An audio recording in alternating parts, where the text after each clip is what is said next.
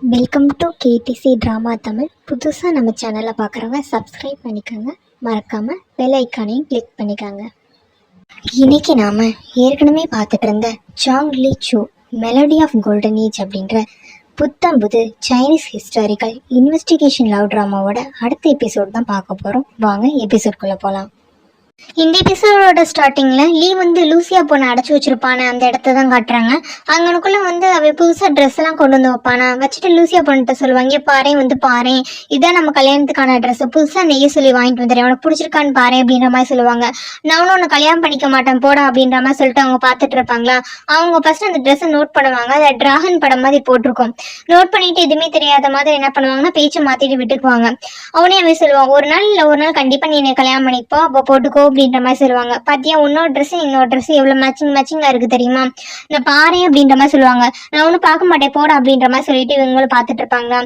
ஏன்னா அப்படி உடனே பின்னாடி இருந்து ஹக் பண்ணுவானா, தள்ளி போட அப்படின்றவ தள்ளி விடுவாங்களா. இன்னும் பொறுமையா இருக்கிறேன், அடிக்க மாட்டேன்ற, இப்போ ரொம்ப பொறுமையாயிட்டே அப்படின்ற மாதிரி சொல்லுவாங்க. என்னை விட்டுட்டு போட, நான் ஒன்னும் லவ் பண்ணலடா அப்படின்ற மாதிரி சொல்லுவாங்களா.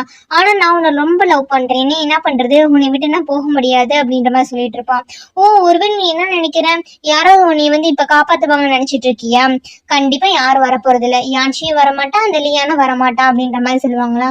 உடனே இந்த பொண்ணு கோவம் வந்துடும். நீ என்ன சொல்ல வர, யான்சி என்னடா பண்ண, லியான் என்னடா பண்ண அப்படின்ற மாதிரி சொல்லுவாங்களா. நான் ஒண்ணு உங்களை பண்ணல, அவங்க என் விஷயத்தை தலையிடாத வரைக்கும் உங்களை நான் எதுவுமே பண்ண மாட்டேன், புரியுதா அப்படின்ற மாதிரி பேசிட்டு இருப்பானா. ஏன்னா அப்படி நீ உயிரை வாங்குற அப்படின்ற மாதிரி கேட்பாங்க. பேசாம இரு அப்படின்ற மாதிரி இந்த பிள்ளைய ஹக் பண்ணி சமாதானப்படுத்திட்டு இருப்பானா. ஃபோர்ஸ்ஃபுல்லா ஹக் பண்ணிட்டே சொல்லுவான், நீ இனிமேல் என்னை மட்டும்தான் நம்பணும், இந்த உலகத்திலேயே உன்னை நல்லா பாத்துக்குவாங்க, உன் மேல கேர் இருக்காங்கன்னா நான் மட்டும்தான் உனக்கு ஒண்ணுன்னா இப்போ உனக்கு புரிஞ்சிச்சு அப்படின்ற மாதிரி அந்த பொண்ணுகிட்ட பேசிட்டு இருப்பான். இந்த பொண்ணு கடுப்புலேயே தான் உட்காந்துருப்போம்மா, பரவாயில்லையே இப்ப நான் அடிக்காம ரொம்ப அடம்பிடிக்காம இருக்கு அப்படின்ற மாதிரி பேசிட்டு இருப்பானா.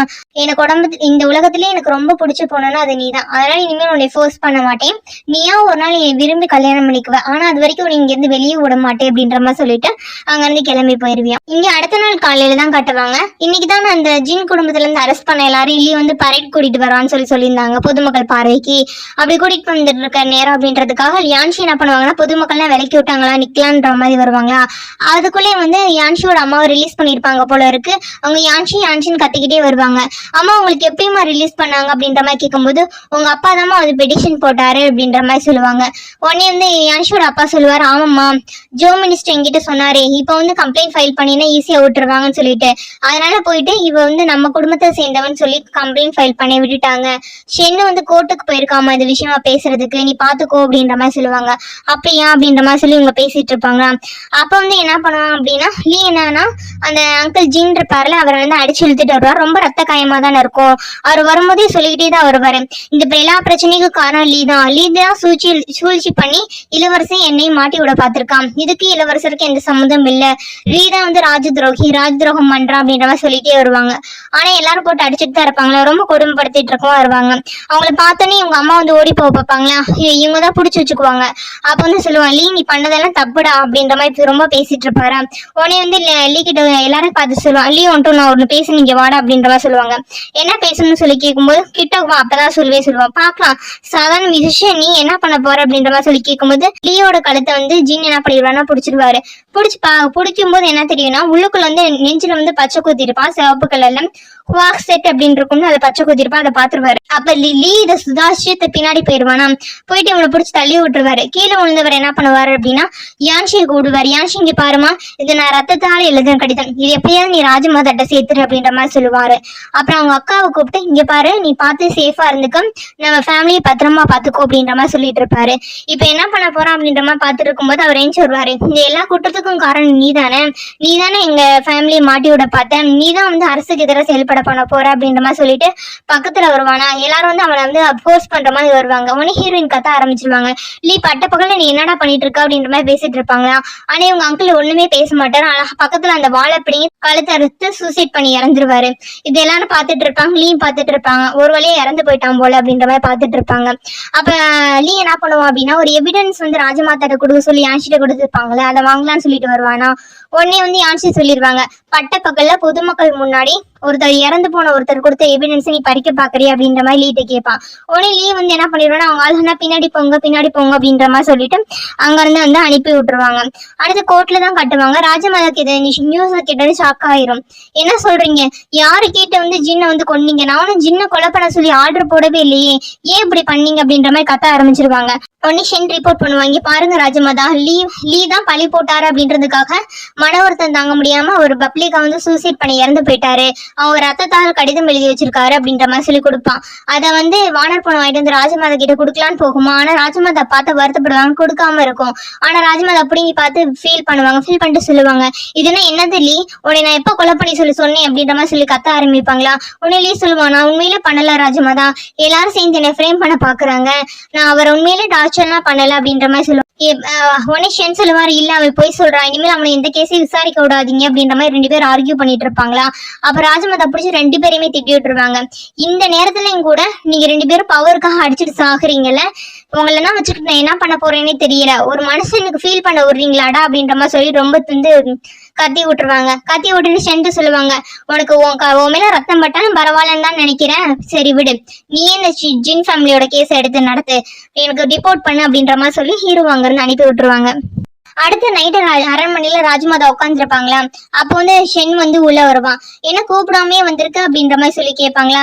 ஷென் அமைதியா இருப்பானா, புரியுது, நான் பனிஷ்மெண்ட் பண்ண மாட்டேன்னு நினைச்சு வந்திருக்கியா, ஒருவேளை பனிஷ்மெண்ட் கொடுத்தேன்னா என்ன பண்ணுவேன் அப்படின்ற மாதிரி கேட்பாங்களா. இல்ல ராஜமாதா, நீங்க கொடுத்தாலும் நான் வாங்கிக்கிறேன் அப்படின்ற மாதிரி சொல்லிட்டு இருப்பான். அப்பதான் ராஜமாதா பேச ஆரம்பிப்பாங்க, உனக்கு ஒரு விஷயம் தெரியுமா, ஜின் என் கூட எப்பல இருந்து இருக்கான்றது எனக்கு இது நாள் வரைக்கும் தெரியாது, இப்பதான் நான் இல்லாதப்ப ஃபீல் பண்ணி பாக்குறேன் அப்படின்னு சொல்லி பிளாஷ்பேக் ஆரம்பிப்பாங்க. ராஜாவும் சரி ராஜமாதாவும் சரி அப்ப வந்து செஸ் விளையாண்டுட்டு இருப்பாங்களா. அப்ப ராஜமாதா சின்ன பொண்ணா தானே இருப்பாங்க. ராஜா கிட்ட கேட்டிருப்பாங்க, நான் மட்டும் இந்த விளையாட்டுல ஜெயிச்சுட்டா எனக்கு என்ன பண்ணுவீங்கன்னு கேட்கும்போது, உனக்கு என்ன வேணும் சொல்லு அப்படின்ற மாதிரி கேட்டிருப்பாரு. என்ன பட்டத்தில் வரிசையா மாத்துவீங்களான்னு கேட்டிருப்பாங்க. ராஜாவும் சரின்னு சொல்லியிருப்பாரு. அடுத்து இதே மாதிரி விளையாட்டுல ஜெயிக்கவும் செஞ்சிருப்பாங்க. அவங்க பட்டத்து இலவசியாவும் அவர் மாத்திருப்பாரு. இப்படி ஒவ்வொரு நிகழ்வுகளும் தன்னோட வாழ்க்கையில ஒவ்வொரு பதவியேற்பு விழாவா இருக்கட்டும், ஒவ்வொரு சின்ன விஷயங்கள், டான்ஸ் ஃபங்க்ஷன் எல்லாத்துலயும் இப்படி இருந்திருப்பானா ஜின் ஒரு ஆளாவே இருந்திருப்பான். இவங்களோட துக்கம் சந்தோஷம் எல்லாத்துலயும் இருந்திருப்பான் அப்படின்றத என்னோட மியூசிக் கோர்ஸை வச்சுதான் நான் பார்த்தேன். இங்க பாரு, இது எல்லாமே அவ எழுதுனதுதான். கடைசியா எழுதுனது எதுக்கு தெரியுமா, இந்த மிங் ஹால் இருக்குல்ல, அதுக்காக மியூசிக் வந்து கம்போஸ் பண்ணிட்டு இருந்தான். அந்த கம்ப்ளீட் பண்ணாவே அவ இறந்து போயிட்டான் பாரு அப்படின்ற மாதிரி ஃபீல் பண்ணி ராஜமாதா பேசிட்டு இருப்பாங்க. இதெல்லாம் ஷென் வந்து அமைதியா வாய் மூடி பேசாம உட்கார்ந்துருப்பாராம். அப்ப ராஜமாதா சொல்லுவாங்க, உனக்கு ஒரு இன்னொரு விஷயம் தெரியுமா ஷென், சின்ன வயசுல வந்து இருக்கும்போது ஜோசியர் ஒருத்தர் என்னை பார்த்து சொன்னாரு, நான் ரொம்ப அறிவாளியா புத்திசாலியா, ஆனா உன்னை என் கூட யாருமே இருக்க மாட்டாங்களாம், தனியா தான் இருப்பேன், ஒண்டிக்கட்டையா தான் இருப்பேன்னு சொல்லி சொன்னாரு. அப்ப எனக்கு எவ்வளவு கோவம் இருந்துச்சு தெரியுமா, அந்த ஜோசியரை போய் அடிக்க சொல்லி பனிஷ்மெண்ட் பண்ணிட்டேன். ஆனா இப்ப நினைச்சு பார்த்தா அந்த ஜோசியர் சொன்ன சரின்னு தான் போல இருக்கு, என் கூட ஒருத்தர் கூட இல்லையில, எனக்கு துணையா இருந்த யாருமே இங்க இல்ல அப்படின்ற மாதிரி ரொம்ப ஃபீல் பண்ணிட்டு இருப்பாங்க. உடனே வந்து ஹீரோ வந்து அமைதியாவே இருப்பாரா. ஷென், தெரியும் நீ எதுக்கு இங்க வந்திருக்கன்னு எனக்கு தெரியும், நீ கேட்கற கேள்விக்கான ஆன்சர் தானே, என்னால இப்போ சொல்ல முடியாது, எல்லா விஷயமும் ஒரு முடிவுக்கு வரட்டும், கண்டிப்பா உன்னோட கேள்விக்கான ஆன்சர் நான் சொல்றேன் அப்படின்ற மாதிரி வந்து ராஜமாதா சொல்லுவாங்க. சரிங்க ராஜமாதா அப்படின்ற மாதிரி சொல்லிட்டு ஹீரோ வந்து அங்க இருந்து கிளம்பிடுவான். அடுத்து வீட்டுல தான் கட்டுவாங்க. ஹீரோயின் ரொம்ப நேரம் ஹீரோக்காக வெயிட் பண்ணிட்டு இருப்பானா. அப்ப ஹீரோ வருவாரு. வந்துட்டு பாத்துட்டு, ஏமா இங்க இருக்கிற, ரொம்ப நேரம் வெயிட் பண்ணியா, இன்னைக்கு தானே உங்க அங்கிள் இருந்தாரு, பேசாம உங்க அம்மா வீட்டுல கொண்டு போய் விடவா, உனக்கு ஆறுதலா இருக்கும்ல அப்படின்ற மாதிரி கேட்பாரா. இல்லங்க வேணா பரவாயில்ல, இப்ப நாங்க போனா மட்டும் இறந்தவங்க உயிரோட வர போறாங்களா, இல்ல நான் இங்கேயே இருந்துக்கிறேன் அப்படின்ற மாதிரி சொல்லி பேசிட்டு இருப்பாங்க. சரிம்மா அப்படின்ற மாதிரி பேசிட்டு இருக்கும்போது, எனக்கு ஒரு விஷயம் தாங்க புரியல, இல்லைக்கும் சரி எங்க அங்கிளுக்கு சரி தனிப்பட்ட எந்த விரோதமும் இல்ல, அவர் எதுக்காக அவை சட்டை பிடிச்சி இழுக்கணும்னு தெரியல, ஆனா அவர் சாகிறதுக்கு முன்னாடி 2 வார்த்தை என்கிட்ட சொன்னாரு, செஸ்டுக்கு பக்கத்துல ஹுவாசெட் அப்படின்ற மாதிரி சொன்னாரு, ஒருவேளை அவனுக்கு லீக்கும் ஹுவாசெட்டுக்கு ஏதோ சம்மந்தம் இருக்கும்னு நினைக்கிறேங்க அப்படின்ற மாதிரி பேசிட்டு இருப்பாங்க. அப்படியா, நம்ம பார்க்கலாம் அப்படின்ற மாதிரி வந்து ஹீரோவும் பேசிட்டு இருப்பாங்க. இந்த சைடு இல்லையான்னு என்ன பண்ணுவானா, எல்லா பக்கம் தேடி லூசியா போன காணானோடனே அவங்க அப்பா கிட்டே போய் கேட்பான், லூசியா வீட்டுக்கு வந்துருச்சா அப்படின்ற மாதிரி கேட்பாங்கன்னா, என்னடா சொல்ற, உன் கூட இல்லையா, நான் உங்க கூட சுத்துவான்னு தான் நினைச்சிட்டு இருந்தேன், நீ ஒழுங்கா பாத்துக்க மாட்டியாடா அவளை அப்படின்ற மாதிரி சொல்லுவாங்க. இப்ப நான் என்ன பண்ண போறேன், அவங்க அம்மாக்கு என்ன பதில் சொல்ல போறேன்னு தெரியல, ஏன்டா ஒழுங்கா போய் தேடி பாரு அப்படின்ற மாதிரி அவங்க 2 பேரும் பேசிட்டு இருப்பாங்க. இவங்க பேசிட்டு இருக்க தூரத்துல வந்து அந்த புது சீரியல் கிளர் பொண்ணு பாத்துட்டு இருக்குமா, அது வந்து ஹிடன் ஏரோ வந்து அங்க விட்டு எரியும். உடனே வந்து லியான் வந்து அது என்னன்னு எடுத்து பார்ப்பான். அதுக்குள்ள ஒரு சீட் இருக்கும். அந்த சீட் எடுத்து பார்த்துட்டு விட்டுருவான். சீட்ல என்ன இருக்கும் அப்படின்னா லீ வீடு அப்படின்ற மாதிரி எழுதியிருக்கும். உடனே அன்னைக்கு நைட் என்ன பண்ணுவான் அப்படின்னா லீயோட வீட்டுக்குள்ள எகிரி குச்சிருவான். லூசியா பொண்ணு என்ன பண்ணும் அப்படின்னா எப்படியா தப்பிச்சு போலாம் அப்படின்ற மாதிரி சொல்லி பார்த்து ட்ரை பண்ணிட்டு இருக்கோம். அந்த டயத்துல தான் இவனும் வந்திருப்பானா. வெளியில வந்து சவுண்டு கேட்கும். ஆளுகள்லாம் என்ன பண்ணிடுவாங்க, லியானை வந்து சுத்தி உடைச்சிருவாங்க. இதை வந்து லீ வந்து பாத்துருவான். நீ இப்ப எதுக்கடா வந்தேன், வீட்டுல என்னடா பண்றேன்னு கேட்கும்போது லூசியா விடுறா அப்படின்ற மாதிரி சொல்லுவாங்க. உனக்கு எவ்வளவு தைரியம் இருந்தா ஒரு மினிஸ்டர் வீட்டுக்குள்ளே திருட வருவ அப்படின்ற மாதிரி மிரட்டிட்டு இருப்பாங்களா. இதெல்லாம் அந்த பொண்ணுக்கு உள்ள இருக்க பொண்ணு கேட்டுட்டு தான் இருக்கும். அந்த பொண்ணு அமைதியா தான் இருந்துட்டு இருக்கும். அப்பன்னு பார்த்து இவனை அட்டாக் பண்ணலாம் அப்படின்ற மாதிரி வருவாங்களா. மேல இருந்து ஒரு 4 புகை குண்டு விழுகும். யாருன்னு சொல்லி பார்த்தா இன்ஸ்பெக்டர் ஷூ தான் வந்து நிப்பாரு. நீ ஏற்கனவே என்னோட ஆளுக ஒருத்தனை வந்து பழி கொடுத்துட்டே சுத்தன்றவனை இன்னொருத்தனை விடுவே நினைச்சியா, அதெல்லாம் முடியாது. டேய், ஒரு இடத்துக்கு போன என்ன ஹெல்ப் இல்லாம போக கூடாது, உனக்கு தெரியாது, போல வாடா சின்ன பையலே அப்படின்ற மாதிரி சொல்லிட்டு லியானை வந்து அங்க இருந்து கூப்பிட்டுக்குவாரு. லீ பாத்துக்கிறேன்டா, நீ அரண்மனையில போய் திருடுனா பெரிய ஆள் நினைப்பா, எல்லா பக்கம் சுத்திட்டு இருக்கு அப்படின்ற மாதிரி சொல்லிட்டு இருப்பானா. அப்ப ஷூ சொல்லுவாரு, அரண்மனையிலே போய் திருடுறவனுக்கு ஓ வீட்டுல ஒரு ரூம்ல என்ன இருக்குன்னு தெரியாதாடா, பார்த்து பத்திரமா இருக்கான்னு பாத்துக்கோம் பொருள் அப்படின்ற மாதிரி சொல்லுவான். அப்பதான் இவனுக்கு ஞாபகம் வரும், லூசியா பொண்ணு அடைச்சு வச்சிருந்தோமே என்னாச்சுன்னு தெரியலையே அப்படின்ற மாதிரி அடைச்சு வச்ச இடத்துக்கு போய் பார்ப்பான். அங்க போய் பார்த்தா லூசியா பொண்ணு காணோம். உடனே இவனுக்கு பைத்தியம் மாதிரி ஆயிரும். எங்க போயிட்டா அப்படின்ற மாதிரி தேடிக்கிட்டே இருப்பாளாம். காணான்னோடனே அழக ஆரம்பிச்சிருவான். இது எல்லாத்தையும் இந்த புது சீரியல் கில்லர் பொண்ணு இருக்கும் பாத்தியா, அதை வந்து பாத்துட்டு இருக்கோம். இப்ப எதுக்கு அழுகுறீங்க அப்படின்ற மாதிரி கேட்கும்போது நான் தனியாள் ஆயிட்டேன், இந்த உலகத்துல எனக்கு சப்போர்ட் பண்றது என்னை புரிஞ்சுக்கிட்டதா அவ ஒருத்தையும் மட்டும்தான் அப்படின்னு ஃபீல் பண்ணி எழுதிட்டு இருப்பானா. ஏன் நானா இல்லையா, நான் உன் ஃபேமிலி தானே, உனக்கு அக்கா தானே அப்படின்ற மாதிரி சொல்லுவான். நீனா என் வேலையாள் தான், தள்ளி போகும் முதல்ல, இனிமேல் நான் யாரையும் உயிரோட விட மாட்டேன், எல்லாரையும் கொலை பண்ணியே திருவேன், நான் எனக்கு வேணுங்கிறத அடைஞ்சே திருவேன் அப்படின்ற மாதிரி சொல்லி அவங்க பேசிட்டு இருப்பாங்க. அவன் வந்து பேசிட்டு அங்க இருந்து கிளம்பி போயிடுவானா. அப்ப அந்த சீரியல் கில்லர் புது சீரியல் கில்லர் பொண்ணு பிளாஷ்பேக் நினைச்சு பார்க்கும். ஆக்சுவலி இந்த பொண்ணு தான் ஃபர்ஸ்ட் லூசியா வந்து தனியா அறையில இருக்கும்போது அங்க வந்திருக்கும். வந்து இந்த பொண்ணை பார்த்து லூசியா பயந்து போயிருமா. அந்த பொண்ணு சொல்லும், ஃபர்ஸ்ட் நான் அவனை கொலை பண்ணணும்னு நினைச்சுதான் வந்தேன், அவனுக்கு எல்லா விதமான கொலை பண்ற மெத்தடும் தெரியும், அவனுக்கு தெரியாம என்னால அவனை கொலை பண்ணி எங்கேயும் மறைக்க முடியாது, அப்புறம் வேற என்ன பண்ணலாம்னு நினைச்சேன், அவன் கண்ணுக்கு கிடைக்காத மாதிரி பண்ணிட்டா ஈஸியா இருக்கும்னு நினைச்சேன் அப்படின்ற மாதிரி சொல்லிட்டு இருக்கோம். உடனே இந்த பிள்ளை பயந்துரு, வேற என்னமோ இவ பண்ண போறா போலன்னு சொல்லிட்டு. அப்பதான் இந்த பொண்ணு விலகிக்கும். ஷூ இன்ஸ்பெக்டர் வந்திருப்பாரு. ஷூ இன்ஸ்பெக்டர் வந்து லூசியா பொண்ணை காப்பாத்தி அங்க இருந்து கூட்டிட்டு போயிருப்பாங்க. இதை நினைச்சு பார்த்துதான் அந்த பொண்ணு வந்து சிரிச்சிட்டு இருக்கும். அடுத்து இங்க வெளியில தான் ஒரு இடத்துல வந்து லூசியா பொண்ணு உட்காந்துருக்குமா. அங்க ஷூ இன்ஸ்பெக்டர் வந்து லியானை கூட்டிட்டு வருவாங்க. இவங்களை பார்த்தோன்னே இந்த பொண்ணு பயந்து ஓட பார்க்குமா. அப்பதான் லியான் கூப்பிட்டு சமாதானப்படுத்தி சொல்லுவான், ஏன் நான் தான் லியான், பேசாம பாரு அப்படின்ற மாதிரி சொல்லுவானா. இதை பார்த்து இந்த பொண்ணு ரொம்ப அழக ஆரம்பிச்சிரும். உடனே இவன் சமாதானப்படுத்திட்டு இருப்பானா, ஏன்டா இவ்வளவு லேட் ஆச்சு முட்டாள், உன்னால என்னை பாதுகாக்க கூட முடியல அப்படின்ற மாதிரி ரொம்ப ஃபீல் பண்ணி எழுதிட்டு இருக்குமா. இல்ல சாரி என்னை மன்னிச்சிடு, இனிமேல் அப்படி பண்ண மாட்டேன் அப்படின்ற மாதிரி சொல்லுவாங்க. சரி வா அப்படின்ற மாதிரி சொல்லிட்டு நேரம் எங்க கூட்டிட்டு போவாங்க அப்படின்னா இந்த ரொம்ப பயந்துருக்குன்றதுனால ஹீரோயினோட வீட்டுக்கு தான் கூட்டிட்டு போவாங்க. அங்க ஹீரோயின் பார்த்து சமாதானப்படுத்திட்டு இருப்பாங்க. அவ கேட்பாங்க, உனக்கு எப்படி இல்லையே தெரியும், எப்படி நீ போய் மாட்டிக்கிட்ட அப்படின்ற மாதிரி கேட்டுட்டு இருப்பாங்களா. அப்ப வந்து ஹீரோவும் கேட்பாரு, ஆமா லீ உனக்கு கடத்துற வரைக்கும் எப்படி விட்டேன், எப்படி மாட்டிக்கிட்ட அப்படின்ற மாதிரி கேட்டுட்டு இருப்பாங்க. உனக்கு ஹீரோயின் கேட்பாங்க, என்னாலதான் உனக்கு கடத்திட்டு போயிட்டானா லீ அப்படின்ற மாதிரி கேட்பாங்களா. இல்ல நீனா காரணம் இல்ல, இது நாள் வரைக்கும் ஒரு உண்மையை மறைச்சிட்டேன் அப்படின்ற மாதிரி சொல்லுவாங்க. என்ன உண்மை அப்படின்ற மாதிரி ஹீரோயின் கேட்கும்போது, நான் உங்ககிட்ட ஒரு விஷயம் சொல்லியிருக்கேன்னு, லீ ஆபீஸ்ல எனக்கு ஒரு ஃப்ரெண்டு இருக்காங்கன்னு சொல்லிட்டு, அது வேற யாரும் இல்ல லீ தான் அப்படின்ற மாதிரி சொல்லுவாங்க. என்ன அப்படின்ற மாதிரி கேட்கும்போது, ஆமா ஃபர்ஸ்ட் நான் எங்க பாத்தீங்கன்னா என்னோட அம்மாவோட கல்லறை இருக்குல்ல அதுக்கு பக்கத்துலதான் பார்த்தேன், அவனும் அவங்க அம்மாவோட கல்லறைக்கு சாமி கும்பிட வந்தேன், பாவமா இருந்துச்சு அதனால ஃப்ரெண்ட் ஆயிட்டோம், அதுக்கப்புறம் ஒவ்வொரு சுச்சுவேஷன்லயும் எனக்கு ஹெல்ப் பண்ணா, ரொம்ப க்ளோஸ் ஃப்ரெண்டாவே மாறிட்டோம் அப்படின்ற மாதிரி சொல்லிட்டு இருப்பாங்களா. அப்புறம் அக்காவுக்கு வேற அவன் வந்து ஹெல்ப் பண்ணா அப்படின்ற மாதிரி சொல்லுவாங்க. உடனே ஹீரோயின் பிடிச்சி சத்தம் போட ஆரம்பிச்சிருவாங்க, ஏண்டி நிறைய டிராமா பார்த்து கெட்டு போயிட்டியா, லீன்னு சொல்றா அப்படின்றதுக்காக நீ நம்புவியா அப்படின்ற மாதிரி சொல்லி சத்தம் போட்டுட்டு இருப்பாங்க. என்னடி பண்ண சொல்ற அப்படின்ற மாதிரி இவங்க பேசிட்டு இருப்பாங்களா. ஷூ இன்ஸ்பெக்டர் சொல்லுவாரு, கொஞ்சம் லேட்டா போனா அவனை லீ ஃபோர்ஸ் பண்ணி கல்யாணமே பண்ணி முடிச்சிருப்பான், நீ இன்னும் அவனை நல்லவன்னு சொல்லிட்டு இருமா அப்படின்ற மாதிரி சொல்லிட்டு இருப்பாங்க. உடனே லியான் தான் சமாதானப்படுத்துவாங்க, கவலைப்படாத பாத்துக்கலாம் அப்படின்ற மாதிரி சொல்லிட்டு. அப்போ வந்து ஹீரோ கேட்பாரு, அங்க இடத்துல எப்படி அவனோட அம்மாவோட கல்லறை இருக்கும் அப்படின்ற மாதிரி கேட்கும்போது, நானும் பார்த்திருக்கேன் அவங்க அம்மாவோட கல்லறை ரொம்ப பெருசானா இருக்காது, சின்னதா தான் இருக்கும், அந்த கல்லறை மேல ஒரு பேர் இருந்துச்சு, பீலு அப்படின்னு இருந்துச்சு அப்படின்ற மாதிரி சொல்லுவான். என்ன பீலுவா, இவ்வளவு அழகான பேர் இல்லாம வச்சிருப்பாங்க லீயோட அம்மாவுக்கு அப்படின்ற மாதிரி பார்த்துட்டு இருப்பாங்களா. ஒருவேளை பொய் சொல்லியிருப்பானோ அப்படின்ற மாதிரி கேட்டிருப்பாங்க. உடனே ஹீரோ சொல்லுவாரு, பொய் சொல்லியிருக்கிறதுக்கு வாய்ப்பு இல்லை, இந்த பொண்ணுகிட்ட அப்ரோச் பண்றதுக்கு வேற ஏதாவது காரணம் இருந்திருக்கலாம், ஏன்னா காரணம் இல்லாம லீ வந்து யார்கிட்டையும் பழக மாட்டா அப்படின்ற மாதிரி பேசிட்டு இருப்பாங்க. உடனே இந்த பொண்ணு சொல்ல, உங்களுக்கு ஒரு விஷயம் தெரியுமா, அங்க இருக்கும்போது அவன்கிட்ட ஒரு ட்ரெஸ்ஸை காட்டினான். அந்த ட்ரெஸ் எங்க போற ட்ரெஸ்னா அரசர்கள்லாம் பதவி ஏத்துக்குவாங்கல்ல அங்க போற ட்ரெஸ் அப்படின்ற மாதிரி சொல்லுவாங்க. அவன் எனக்கு தெரியாதுன்னு நினைச்சுதான் என்கிட்ட காட்டிட்டு இருந்தான். நானும் தெரிஞ்ச மாதிரி காட்டிக்கல. ஃபர்ஸ்ட் நான் அந்த ட்ரெஸ்ஸை பார்க்கும்போது அந்த ட்ரெஸ்ல டிராகன் படம் தான் வரைஞ்சிருக்குன்னு நினைச்சேன். அதுக்கப்புறம் நல்லா பார்க்கும்போது தான் தெரிஞ்சு அது டிராகன் படம் இல்ல டாட்டாய் படம் அப்படின்னு சொல்லிட்டு அப்படின்னு சொல்லும்போது இவங்களுக்கு ஒரு பழமொழி ஞாபகம் வரும். அரசருக்கு வந்து 9 வாரிசு இருக்கும், 9 டிராகன்ல 5வது மட்டும் டாட்டாயா இருக்கும். அந்த டாட்டாய் அப்படின்றது வந்து எந்த விதத்துல அசைஞ்சு கொடுக்கவே கொடுக்காது, பிடிச்ச பொடியா இருக்கும் அப்படின்ற மாதிரி போட்டு ஒரு பழமொழி இருக்கும். அதை வச்சு சொல்லுவாங்க. உடனே வந்து ஷூ என்ன சொல்லுவாரா, எனக்கு முக்கியமான வேலை இருக்கு நான் கிளம்புறேன், அங்க இருந்து கிளம்பி போவாரா. பின்னோட ஹீரோ வந்து நான் போய் வள்ளி அனுப்பி வச்சுட்டேன்னு போவாரு. வேகமா போயிட்டு இருக்க ஷூ வந்து தடுத்து நிறுத்துவாரு. நீ இப்ப எங்க போற எனக்கு நல்லாவே தெரியும், அங்க போகாத, அதை தப்பு மட்டும் பண்ணாத அப்படின்ற மாதிரி சொல்லுவாங்க. என்னடா இப்ப பேசிட்டு இருக்க, நான் போய் எவிடன்ஸ் எடுத்துட்டு வரேன், அந்த ட்ரெஸ் இருக்குன்னு சொன்னால சுதன் ஏற்கனவே அப்பாவே இறந்துட்டான், திருப்பி இன்னொரு ஆளுக்கு இந்த மாதிரி ஆக நான் விட மாட்டேன். இப்பதான் லீ நல்லாவே தெரியுது, லீ இது வந்து ராஜதோகம் பண்ண போறான், நாட்டை கைப்பற்ற நினைக்கிறான்னு. ஏன்னா போனா என்ன அப்படின்ற மாதிரி கேட்டுட்டு இருப்பான். உனக்கு சொன்னா புரியாது, நீ அரண்மனையில திருடி இருக்கலாம், ஆனா வந்து லீயோட வீடு வந்து ரொம்ப சேஃப் கிடையாது. இப்ப நீ தான் வீடு பூந்து லூசியாவை தூக்கிட்டு வந்திருக்க, அதனால ரொம்ப காவல் வந்து அதிகமா இருக்கும், நீ அங்க போகாத, உனக்கா ட்ராப் செட் பண்ணி வெயிட் பண்ணுவான், கொஞ்ச நாள் போகட்டும் அப்படின்ற மாதிரி பேசிட்டு இருப்பாங்க.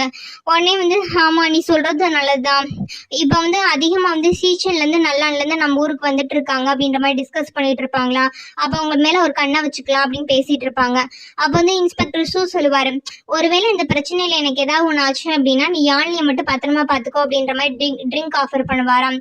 அந்த ஹீரோ வாங்கி குடிச்சுக்குவாரு. குடிச்சிட்டு அவர் சொல்லுவாரு, எனக்கு ஏதாவது ஒண்ணு ஆச்சுன்னா நீ ஆஷியை பத்திரமா பாத்துக்கோ அப்படின்ற மாதிரி சொல்லுவாங்க.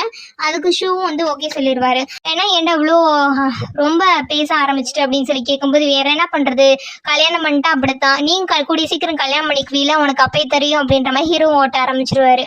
அடுத்த நாள் காலையில தான் கட்டுவாங்க. ராஜமாதா அரண்மனையில வந்து பெட்டிஷனா பாத்துட்டு இருப்பாங்களா, ரொம்ப தலைவலியா இருக்குமா.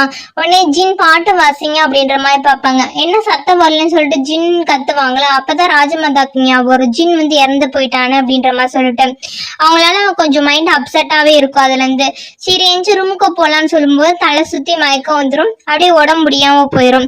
அடுத்து வந்து கோர்ட்ல தான் கட்டுவாங்க. ரொம்ப நாள் ஆயிருக்கும் போல இருக்கு ராஜமாதா கோர்ட் அட்டன் பண்ணி. குட்டி ராஜா தான் கோர்ட்ல அங்கிட்டு இங்கிட்டு விளையாண்டுட்டு இருப்பாரா. அமைச்சருக்குலாம் இன்னும் ராஜமாதா வரலையா அப்படின்ற மாதிரி பாத்துட்டு இருப்பாங்க. இனி கூட ரிவார்டு விளங்குறதுனால இன்னுமா ராஜமாதா வரல அப்படின்ற மாதிரி பாத்துட்டு இருப்பாங்களா.